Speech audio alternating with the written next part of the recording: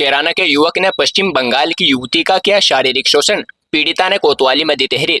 पश्चिमी बंगाल की रहने वाली एक युवती ने गुरुवार को कैराना कोतवाली में पहुंचकर तहरीर दी है। शाम करीब 4 बजे पीड़िता ने बताया है कि वह और कैराना का एक युवक बंगाल में एक ही जगह नौकरी करते थे। आरोप है कि युवक ने उसे अपने जाल में फंसाया। इसके बाद उसे लगभग 5 सालों तक रिलेशनशिप में रखा गया। शादी का झांसा देकर उसका शारीरिक शोषण किया और फिर शादी करने से इनकार कर दिया। इसके बाद उसने बंगाल में ही मुकदमा दर्ज कराया तो आरोपी के परिजन वहां पहुंचे और शादी कराने का आश्वासन देते हुए मामले में समझौता करा लिया। इसके बाद फिर से आरोपी युवक से उसका संपर्क हुआ, जिसने उसका नोएडा और कैराना में शारीरिक शोषण किया। अब आरोपी ने शादी से इनकार कर दिया है। शादी की बात पर आरोपी गाली गलौज और धमकी देता है। पीड़िता ने बताया कि वह आरोपी के भाई की दुकान पर पुराना बाजार में गई तो उन्होंने भी दुकान का शटर बंद करके धमकी दी। उसे कहा गया कि यह अपना क्षेत्र है, यहाँ कुछ नहीं बिगड़ पाएगा। पीड़िता ने बताया कि आरोपी ने उससे अलग अलग खातों में रुपये भी लिए हुए हैं। उसके पास रिकॉर्डिंग, व्हाट्सएप चैटिंग और ट्रांजैक्शन के स्क्रीनशॉट मौजूद है। मामले में पुलिस से कार्रवाई की गुहार लगाई गई है। कहाँ के रहने मैं बेसिकली तो मैं वेस्ट बंगाल से हूँ। आप कैराना कोतवाली में क्या हुआ? ये एक्चुअली कैराना का एक लड़का का मामला है। नाम उसका दनीश कुरैशी है। वो दनीश कुरैशी बेंगलोर में रहता था, मैं भी बेंगलोर में रहते थे, दोनों एक साथ जॉब करते थे। तो बस उसी टाइम पे उसके साथ मेरा मुलाकात हुआ है। आगे हम दोनों फ्रेंडशिप बने हैं। तो फिर दोनों हाँ रिलेशनशिप में थे 5 इयर्स। फिर उसमें बहुत कुछ हुआ है। वो मेरे को बहुत बार फिजिकली हुआ है उसके साथ। फिर उसके ऊपर रेप केस लगता है। तो जब भी उसको रेप केस लगता है बेंगलोर में, तब उसका घर वाला इधर से कैराना से मेरे पास आ जाते हैं। तो उस टाइम पे वो बस इन दोनों के मतलब उसका दनिश का फैमिली के साथ और मेरे साथ कंप्रोमाइज़्ड होता है। दनिश के साथ मेरा शादी करवाएगी। तो इस बात से इस केस विथड्रॉ हो जाती है। जब भी ये केस विथड्रॉ हो जाते हैं, तब दनिश मेरे साथ बात करना, कॉन्टैक्ट करना बंद कर दिया है।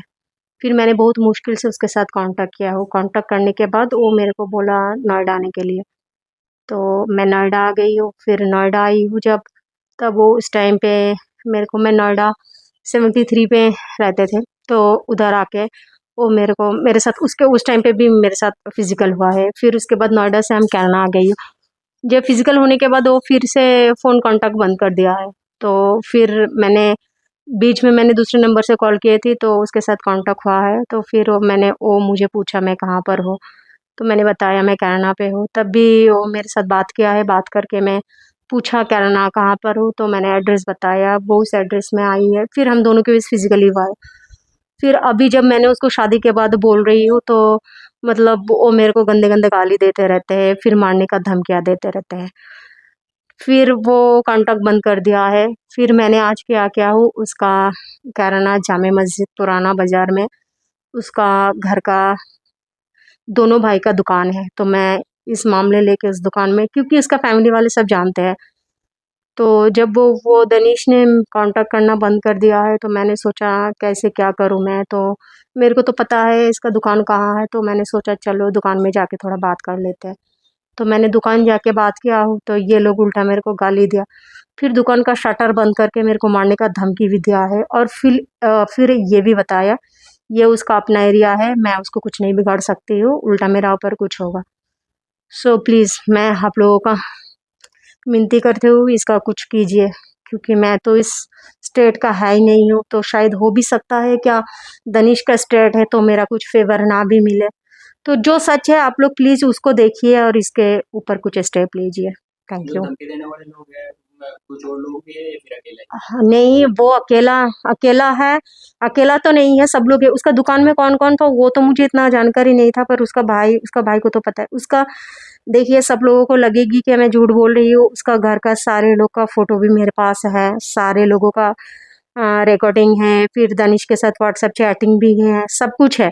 चाहे तो मैं दिखा सकती हूँ। फिर इसको दुकान में कौन था वो मेरे को नहीं पता उतना, पर शटर तो बंद किया था। फिर शटर बंद कर मैंने उसकी दुकान के अंदर बहुत चिल्लाया, उसके बाद शटर खुला। दुकान के अंदर मेरे को बहुत मारने का धमकी दिया है, जो इधर जहाँ से आई हो चले जाओ, इधर कुछ नहीं, हम कुरैशी का राज चलता है, हम मार के फेंक दूंगी, तुम्हारा लाश भी घर वाला नहीं मिलेगा। तो पुलिस से क्या चाहती पुलिस से हम चाहते हैं बस इसके ऊपर कुछ किए। ये तो एक ऑफेंस है ना, तो आप लोग इसके ऊपर कुछ कीजिए।